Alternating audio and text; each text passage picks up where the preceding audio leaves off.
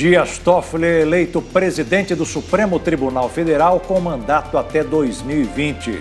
Juízes do STF decidem aumentar os próprios salários em 16%. Ministério Público e Polícia Militar deflagram ação para combater sonegação de impostos no Centro-Oeste. Mais de 70% dos brasileiros não sabem qual é a taxa de colesterol no sangue. Câmara aprova medidas provisórias acertadas para o fim da greve dos caminhoneiros. Corinthians volta atrás na decisão de contratar jogador acusado de agredir ex-namorada. Tóquio será a primeira Olimpíada a usar reconhecimento facial para aumentar a segurança. Arqueólogos encontram em Jerusalém um brinco de ouro de 2.200 anos. Agora no Jornal das 22.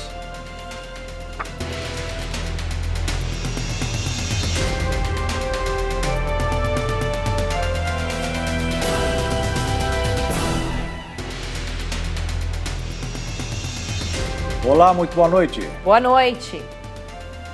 Por 6 votos a 5, os ministros do STF decidiram que não haverá prescrição do prazo para a cobrança do dinheiro retirado de forma indevida dos cofres públicos por agentes públicos, o chamado crime de improbidade administrativa. Com a decisão, o pedido de ressarcimento dos valores pode ser feito a qualquer momento, independente da data que o fato aconteceu. O julgamento teve início na semana passada. A sessão foi suspensa com a maioria dos votos a favor da continuidade da prescrição de 5 anos para o ressarcimento. Na sessão desta quarta, o ministro Marco Aurélio de Mello iniciou a votação. Ele votou a favor da prescrição. Segundo o magistrado, o prazo para o fim da validade da devolução de pagamento dos desvios, que está previsto na Lei de Improbidade Administrativa de 1992, deve ser respeitado. Entendo imprescritíveis as ações de ressarcimento por danos causados por crimes praticados pelo servidor público e pelos agentes públicos, em geral, e por atos de improbidade. Crimes e danos decorrentes de atos de improbidade e danos decorrentes de crimes praticados por agentes públicos contra a administração pública. Já o ministro Celso de Mello e a presidente do STF, Carmen Lúcia, votaram contra. Eu vou suspender o pregão e, se houver condições, ainda no período da tarde, eu faço de novo um resumo do relatório e dou continuidade com a presença dos outros ministros. Os ministros Luiz Fux e José Roberto Barroso, na última quarta-feira, haviam escolhido a restrição do prazo, mas hoje pediram reajuste dos votos. Segundo os decanos, após análise, eles decidiram pela não prescrição do crime de improbidade administrativa, a partir do momento que as ações têm a intenção de prejudicar o Estado. Debaixo da nossa toga bate o coração de um homem. E nós temos como dever de ofício aplicarmos o direito, mas acima de tudo fazendo justiça. Se um agente público ímprobo tenha praticado um ato de corrupção, tem consigo ainda o produto da improbidade, o produto do desvio, e isso possa ser judicialmente demonstrado, não tenho conforto em dizer que ele possa conservar o produto do crime ou o produto do desvio sem que o Estado possa pretender reavê-lo. O ministro Dias Toffoli foi eleito hoje presidente do Supremo Tribunal Federal para os próximos 2 anos. Ele toma posse em setembro. O ministro Luiz Fux será o vice. A eleição foi apenas uma formalidade. Toffoli foi o escolhido porque é o ministro mais antigo em atividade que ainda não presidiu a corte. Ele vai dividir a responsabilidade com o ministro Luiz Fux, eleito vice-presidente. Nos 2 casos foram 10 votos favoráveis e 1 contrário. É comum que os escolhidos votem em outro colega.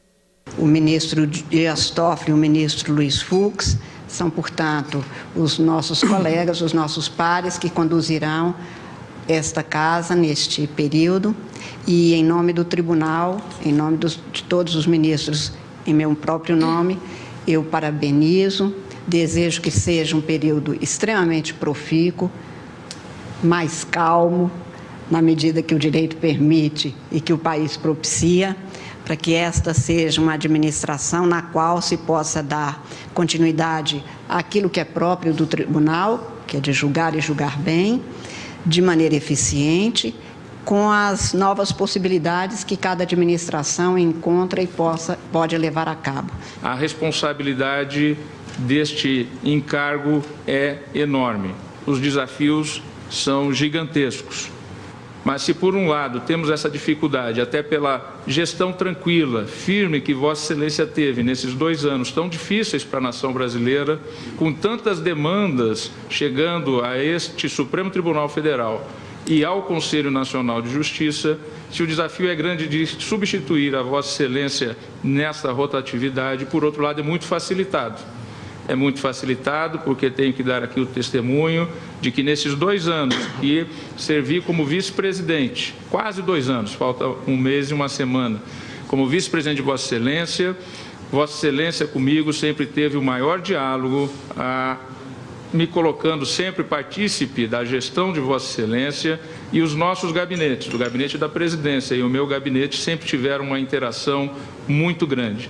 Tenho que ter essa gratidão a Vossa Excelência, que faço questão de registrar, além da competência da atuação de Vossa Excelência, o que facilita esse enorme desafio de conduzir o Poder Judiciário brasileiro, e em especial esta Suprema Corte e o Conselho Nacional de Justiça. A posse dos ministros está marcada para o dia 13 de setembro. Toffoli e Fux terão como grande desafio controlar os ânimos do colegiado e diminuir as divergências pessoais e jurídicas entre os ministros. Durante a gestão de Carmen Lúcia, as discussões públicas aconteceram com certa frequência no plenário. E o desentendimento se traduziu em placares apertados, muitas vezes desempatados pela presidente do STF. Os ministros do Supremo Tribunal Federal aprovaram por 7 votos a 4 a inclusão do reajuste de 16,38% nos próprios salários. O aumento passará a valer no orçamento de 2019.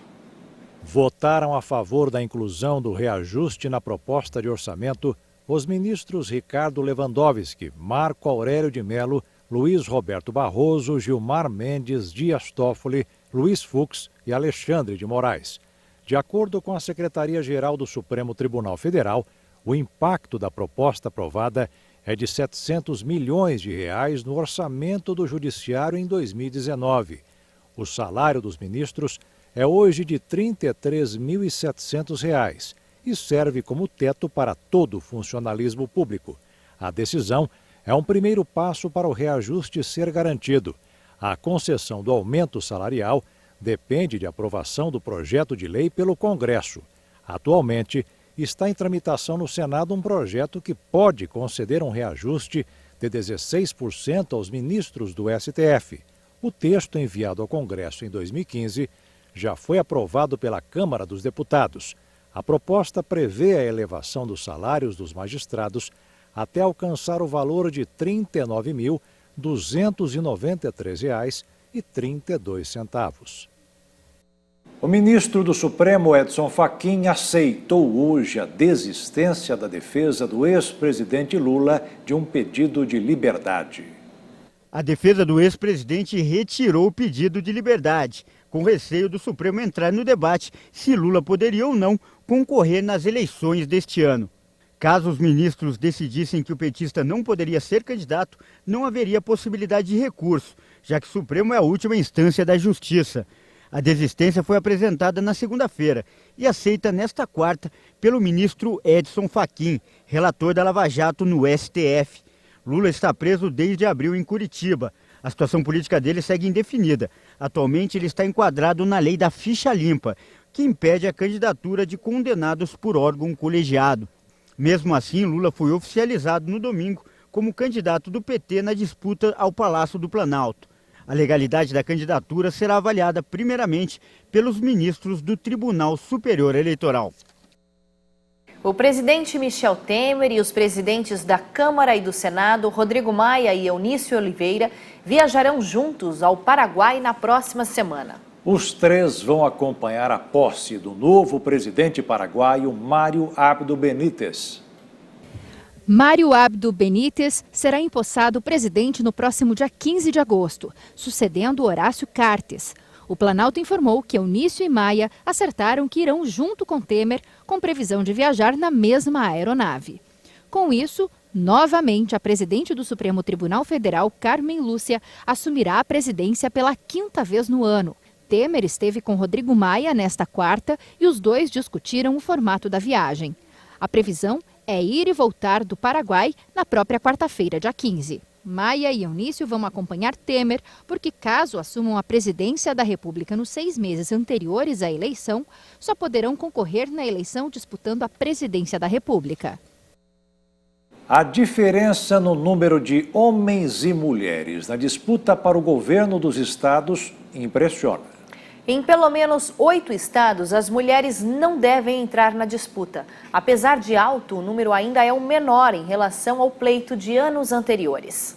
Só há candidaturas dominadas por homens ao governo dos estados de Alagoas, Amapá, Amazonas, Ceará, Mato Grosso, Pará, Rio Grande do Sul e Rondônia. Só no Rio Grande do Sul tinha uma pré-candidata no período das convenções, mas a legenda desistiu do nome. Apesar de ser um grande número de estados sem mulheres candidatas ao governo deste ano, o cenário já foi pior em anos anteriores. Segundo o Tribunal Superior Eleitoral, em 2014, por exemplo, foram 10 estados sem representantes femininas.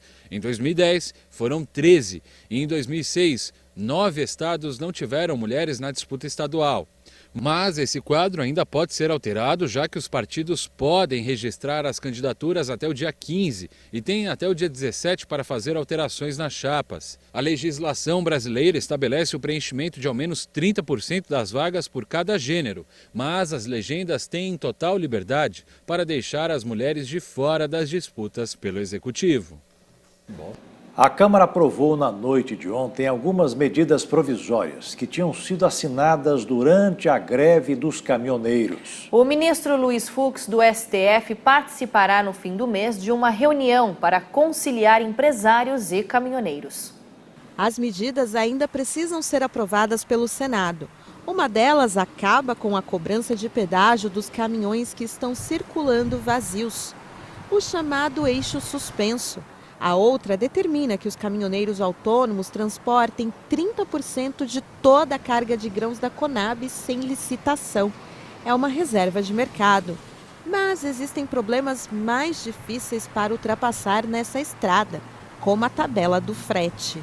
Para encerrar a greve dos caminhoneiros, foi estabelecida uma tabela com valor obrigatório, com diferença entre o tipo de carga e a quilometragem percorrida. Os empresários não querem. Dizem que, se for assim, a economia brasileira vai amargar um prejuízo de mais de 50 bilhões de reais. Já os caminhoneiros querem e, por isso, no próximo dia 27, o ministro do STF, Luiz Fux, vai mediar uma reunião com todos os envolvidos e especialistas no setor. Para este professor de Economia e Engenharia de Finanças, se a conta fechar com um rombo tão grande, no final, quem vai pagar o custo é a sociedade. Em princípio, é sempre não aconselhável, a menos que seja um serviço essencial, e esse pode ser qualificado como essencial, elevar ou ter novos gastos sobre a sociedade. Mas, se for para criar e a sociedade arcar com esses gastos, sem dúvida é um valor elevado. E tem outro detalhe muito importante. Em dezembro, vai acabar o subsídio que o governo federal está concedendo ao óleo diesel usado pelos caminhoneiros. O deputado Arnaldo Jardim, do PPS, que é o relator da medida provisória que autorizou o desconto, vai tentar negociar com o atual governo para que o preço continue reduzido por mais 2 meses. Mais uma herança para o próximo presidente. E a seguir, mais de 70% dos brasileiros não sabem qual é a taxa de colesterol do sangue. E ainda, Corinthians volta atrás na decisão de contratar jogador acusado de agredir ex-namorada.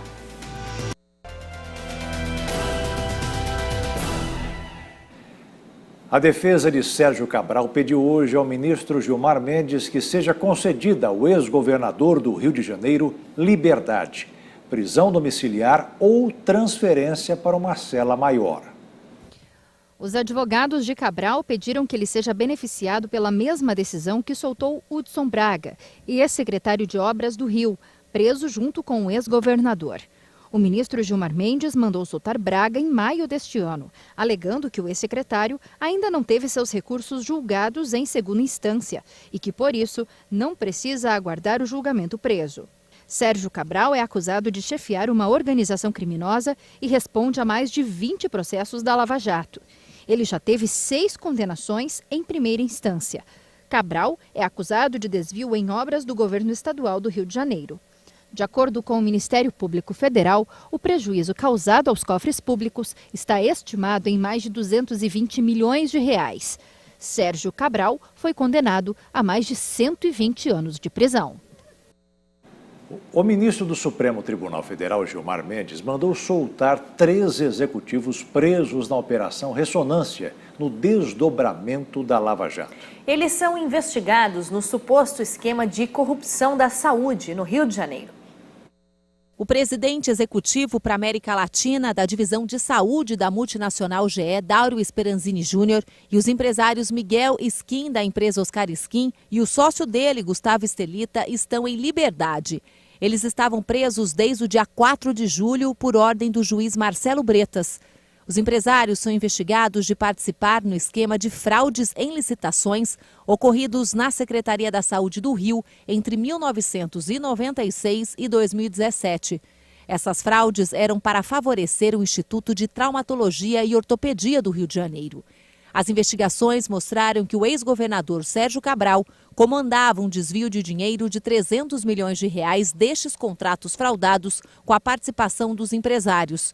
O desvio total do esquema investigado pode passar de 600 milhões de reais. Quando ocorreram supostos crimes, Speranzini Júnior era presidente executivo da Divisão de Saúde da Philips. Após Gilmar Mendes conceder liberdade para esses executivos, o Ministério Público Federal denunciou outras 20 pessoas, incluindo o ex-secretário Sérgio Cortes. Elas são acusadas de formação de quadrilha e fraude à licitação no Instituto Nacional de Traumatologia e Ortopedia, o INTO, e a Secretaria de Saúde do Rio. O preço da cesta básica caiu em 19 capitais no mês de julho, segundo o DIEESE. Salvador, na Bahia, foi a cidade com a cesta mais barata do país, R$ 327. Já São Paulo é a mais cara, numa média de quase R$ 440. Em Campo Grande, no Mato Grosso do Sul, esse é o 4º mês de queda no valor da cesta básica, um alívio para o consumidor. Tomate, batata, banana, feijão, café e carne bovina puxaram para baixo o preço da cesta básica alimentar no mês de julho em Campo Grande, que fechou o período custando R$ 170,59, uma redução de 2,52% em comparação com o mês de junho, quando estava R$ 9,59 mais cara do que em junho. A gente tem registrado mais quedas até esse 7º mês do ano. Já é a 4ª queda, não é consecutiva, né? A 2ª consecutiva, mas a gente está realmente numa trajetória que no 2º semestre os preços tendem a baixar. De acordo com a economista do DIEESE, responsável pela pesquisa, a tendência é de que os preços dos alimentos pesquisados continuem em queda nos próximos meses. Pelo menos até outubro a gente mantém essa expectativa de que os preços vão ser favoráveis para o consumidor, especialmente no momento em que nós estamos observando os preços administrados como dos combustíveis num crescimento, numa onda de crescimento. É interessante para o consumidor saber que pelo menos no que se refere ao grupo de alimentação, ele vai conseguir controlar melhor os seus gastos. Entre as 20 capitais brasileiras pesquisadas, a cesta básica alimentar mais cara é a da cidade de São Paulo, com R$ 437,42. A mais barata é a de Salvador, na Bahia, com R$ 321,62. A cesta básica alimentar aqui de Campo Grande está bem no meio dessa tabela, em 10º lugar.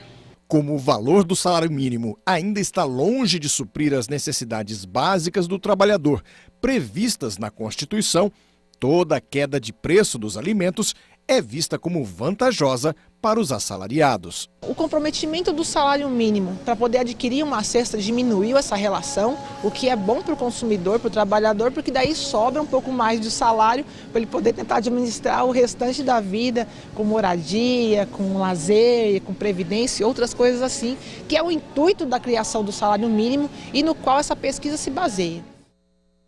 No mercado financeiro, o dólar fechou em queda nesta quarta-feira. A moeda norte-americana caiu 0,04% e encerrou o dia cotada a R$ 3,766 na venda. 70 mil pessoas estão desabrigadas em consequência do terremoto que atingiu uma ilha na Indonésia no último domingo. Os desabrigados tiveram que recorrer a abrigos improvisados e em más condições. O número de mortos na tragédia já passa de 130. A Agência Nacional de Gestão de Desastres do país disse que após o tremor, mais de 1.500 pessoas tiveram que ser hospitalizadas. Mais de 200 tiveram ferimentos graves. Entre os feridos, há 7 estrangeiros. No norte de Lombok, a região mais próxima ao epicentro, milhares de imóveis desmoronaram e os serviços de emergência se esforçam para encontrar sobreviventes e recuperar os corpos. A província sofre com a grave falta de alimentos, medicamentos e médicos. As equipes de resgate seguem removendo os escombros dos prédios destruídos, com a ajuda de máquinas, e o número de vítimas ainda pode aumentar. Derrame, infarto e até a morte. Esses são os riscos de viver com uma taxa elevada de colesterol. Mas a maior parte dos brasileiros desconhece se está nesse grupo e segue em frente. O colesterol não dói nem incomoda. É uma substância essencial para a formação das células. Mas o desequilíbrio entre o colesterol bom e o ruim faz toda a diferença na saúde. Por isso, a Elisena controla rigorosamente os níveis de colesterol no sangue. Tudo que me faz mal para o colesterol, eu agora tenho um pouco mais de cuidado. Não só a minha saúde, como da minha família, né? Inclusive, tem mais ou menos um mês que eu já passei, está tudo bem, menos o colesterol. Se depender da alimentação... Um churrasquinho, né? É muito bom. Um chocolate. Refrigerante? Não muito, mas sim, eu tomava muito refrigerante. Fritura? Principalmente. Nossa, uma batata frita é tudo de bom, né? O LDL, colesterol ruim, sai do fígado, vai para a corrente sanguínea e acumula nas paredes das artérias e veias. Para retirar o excesso de LDL do sangue, entra em ação o seu irmão do bem, o HDL. Para cada 39 miligramas por decilitro que eu reduzo o LDL, eu reduzo de 20% a 22% os eventos cardiovasculares principais, como infarto, AVC, morte cardiovascular, entre outros, né? A necessidade de fazer procedimentos de revascularização, angioplastia, internações, enfim. Por isso, a Elisena agora vai ao médico pelo menos 2 vezes ao ano para repetir os exames. E já tem planos para se matricular numa academia. Agora é hora de deixar a preguiça de lado. A idade está chegando, é cuidar da minha saúde, porque ela é tudo o que eu preciso para sobreviver bem, né? Essa preocupação com a saúde aparentemente é rara. Um estudo do IBGE apontou que 73% dos brasileiros não sabem qual é a taxa de colesterol no sangue. E para piorar, o estudo também mostrou que os brasileiros não costumam praticar exercícios regularmente, nem comer dietas saudáveis. Você sabe qual é a taxa do seu colesterol? Não.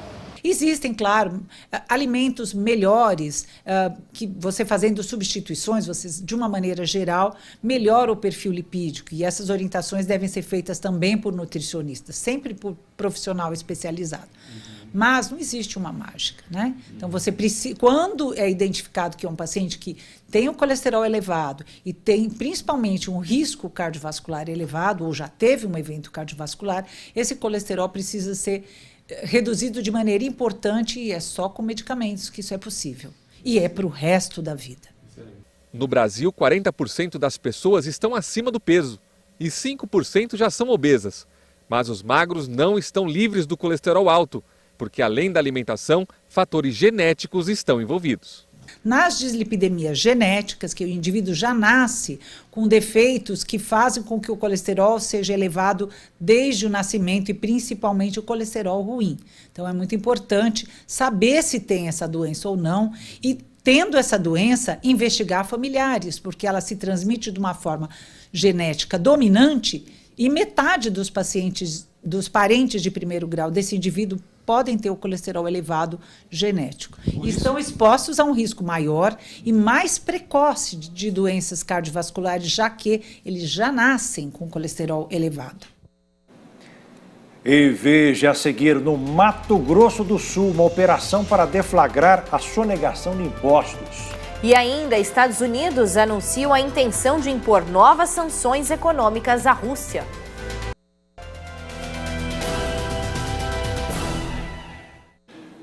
O Ministério Público e a Polícia Militar deflagraram uma ação para combater a sonegação de impostos no Mato Grosso do Sul.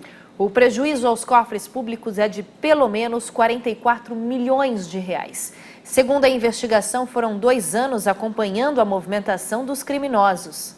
Entrou na mira da Operação Grãos de Ouro. Produtores, empresários, servidores públicos e transportadores foram acusados de criar um grande esquema criminoso. Eles utilizavam notas fiscais frias para a sonegação de imposto. A Justiça decretou 32 mandados de prisão preventiva e outros 104 de busca e apreensão. Aí a utilização de 2 notas fiscais. Uma no momento do carregamento do grão na propriedade rural e uma outra que era pega pelo transportador, pelo motorista do caminhão, quando ele já estava transitando aqui dentro, dando a entender de que qualquer fiscal que pegasse aquela nota durante o trajeto, em qualquer abordagem na estrada, entenderia que aquele grão estava somente de passagem pelas nossas rodovias. A investigação aponta um prejuízo de 44 milhões de reais. Mas esse valor pode ser maior.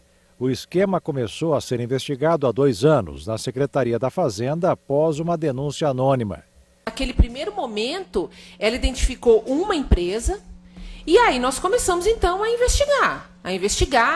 A Secretaria nos enviou outras informações posteriormente e nós começamos a trabalhar. E aí então é bem aquela história, puxamos a pena e veio o galinheiro inteiro e depois de hoje eu acho que vai vir, não sei, a granja, acho. Não sei. E a expectativa é que a partir de agora os produtores pensem 2 vezes antes de entrar em um esquema de sonegação de impostos. Foi feito prisões, então as pessoas que são adeptas desse tipo de prática vão pensar 2 vezes a partir do momento que o GAECO estava em cima e identificou esse tipo de operação e a Polícia Militar também prendeu 32 pessoas, né? E é muito importante nessa fase que a gente vai entrar em colheita de grãos, então evita um prejuízo ainda maior para o Estado. Moradores de Ibiúna, no interior de São Paulo, viveram uma madrugada de terror com a ação de criminosos. Os bandidos atacaram 2 agências bancárias e uma joalheria. Segundo testemunhas, o tiroteio durou cerca de meia hora. Os ataques aconteceram na madrugada desta quarta-feira. A Polícia Militar suspeita que os ataques às agências e à joalheria tenham sido cometidos pela mesma quadrilha. Segundo as investigações, pelo menos 15 criminosos em 4 carros participaram da ação. O grupo estava fortemente armado. Tiros de fuzil foram disparados para intimidar os policiais.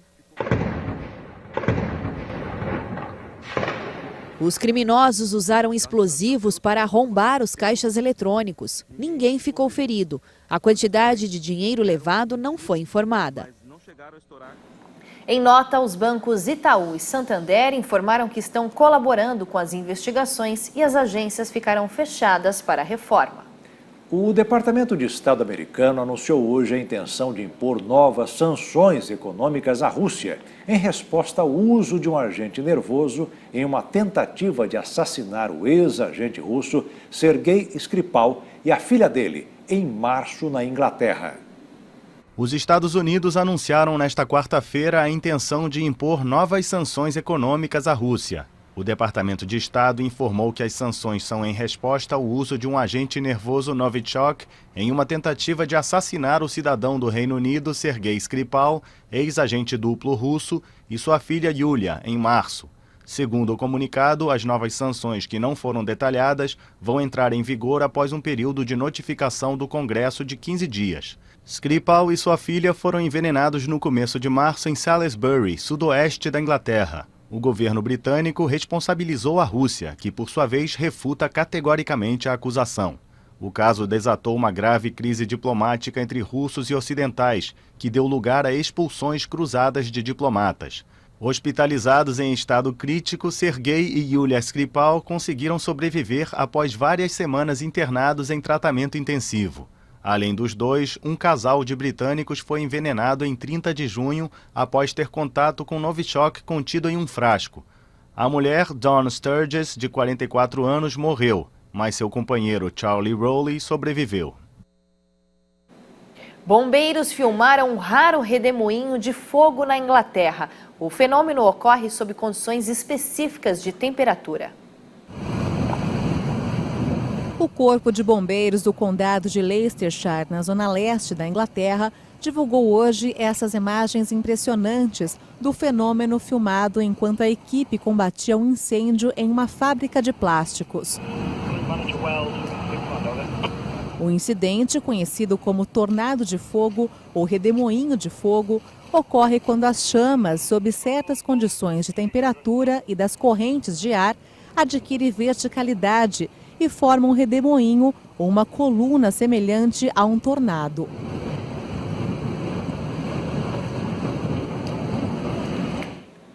E veja a seguir, São Paulo registra mais de 100 mortes de pedestres nos 5 primeiros meses do ano.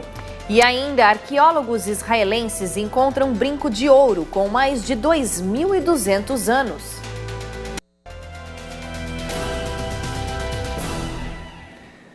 Estamos de volta e hoje é o Dia do Pedestre, mas não há muitos motivos para comemorar a data.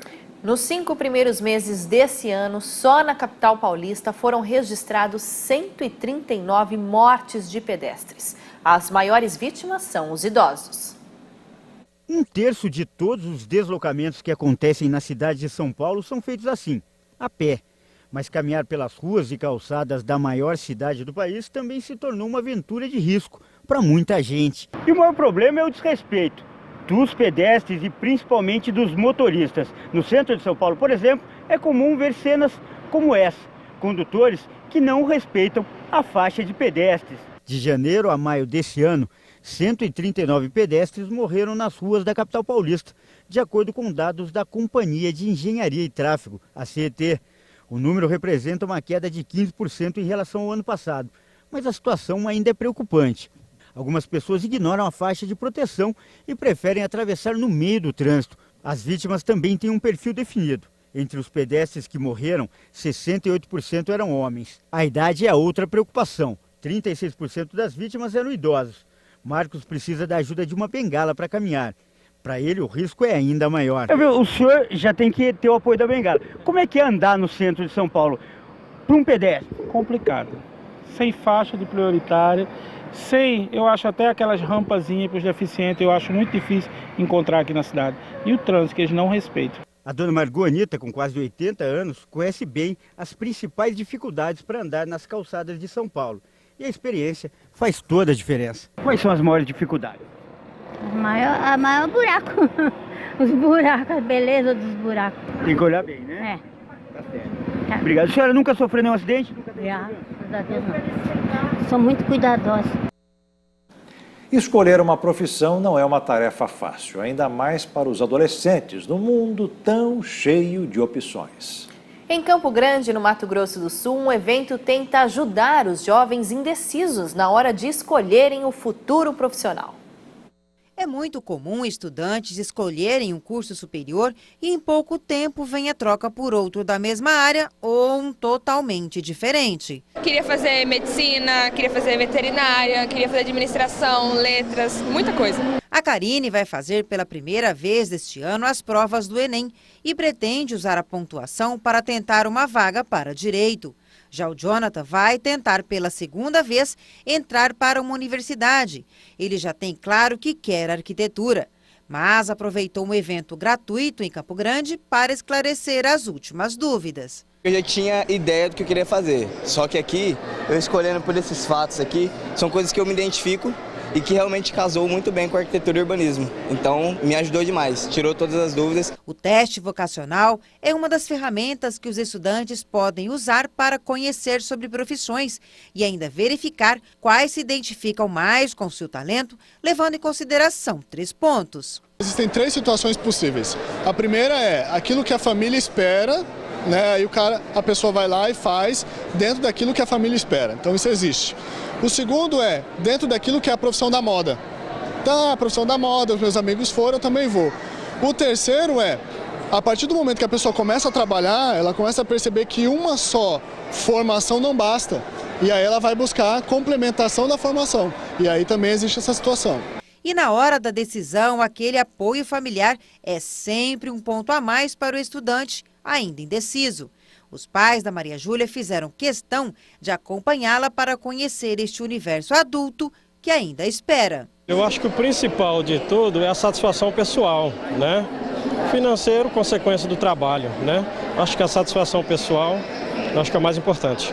Mas a rotina do adolescente ainda é bastante agitada, com agendas de atividades antes de entrar para o ensino superior.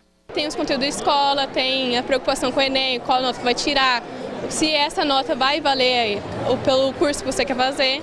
E isso torna muito difícil, porque você fala, nossa, eu vou escolher o curso, mas só que e depois? Será que vai ter um mercado de trabalho? Será que vai me satisfazer pessoalmente? E é por conta das coisas da idade e a falta ainda de um controle emocional mais apurado que o pró-reitor orienta aos pais sobre seus papéis nessa hora. Os pais ficam muito apreensivos nesse período, mas não deixem de deixar os filhos testarem coisas. Por quê? Porque muitas vezes eles vão descobrir a profissão que faz sentido para a vida deles nos momentos mais inusitados, numa conversa, ou às vezes eles vão começar, eu já tive casos de alunos que eu acompanhei que começaram, por exemplo, fazendo medicina veterinária e foram fazer jornalismo depois. Então, isso é normal. Porque como os nossos jovens hoje têm muitas informações, eles têm muita dificuldade de decidir. Foi encontrado em Jerusalém um brinco de 2.200 anos. O objeto achado em outubro de 2017 passou por um estudo científico para determinar sua origem e só foi apresentado agora. Arqueólogos israelenses revelaram nesta quarta-feira um brinco de ouro com mais de 2.200 anos. A peça representa um animal com chifres e é a primeira descoberta do tipo em Jerusalém. O brinco foi encontrado em outubro de 2017 durante escavações em um local chamado de Cidade de Davi e só foi revelado depois de ser avaliado por arqueólogos. Este brinco de ouro foi produzido em algum lugar da Grécia na era helenística e chegou a Jerusalém como um produto importado, o que certifica a importação de itens para a cidade. O tipo de brinco pode ter sido usado por um membro da classe alta, uma pessoa que fosse totalmente helênica ou com influências helênicas. O professor destacou que a descoberta é surpreendente porque Jerusalém sempre foi considerada conservadora, não deixando entrar objetos do mundo exterior. Não se sabe se o brinco foi usado por um homem ou uma mulher, mas a qualidade da joia e o fato de ter sido encontrada perto do Monte do Templo, onde ficava o Templo Judaico de Jerusalém, destruído pelos romanos em 70 d.C., leva a crer que seu dono pertencia a uma classe privilegiada. E o Jornal das 22 termina aqui. Uma boa noite para você e até amanhã. Boa noite, fique na paz. Tchau.